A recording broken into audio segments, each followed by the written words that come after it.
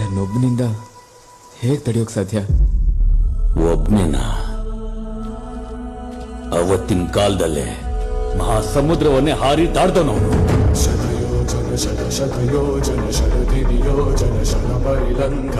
ಅಲ್ಲಿರೋ ರಾಕ್ಷಸರನ್ನೆಲ್ಲ ಹೊಡೆದು ಹಾಕಿ ರಾವಣನ ಸಿಂಹಾಸನವನ್ನೇ ಕಂಪಿಸಿದವನವನು.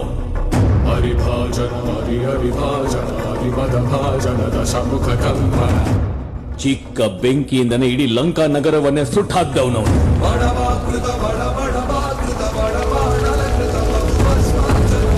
ತ್ರೇತಾಯುಗದಲ್ಲಿ ರಾಮನ ಭಕ್ತನಾಗಿದ್ದನವನು.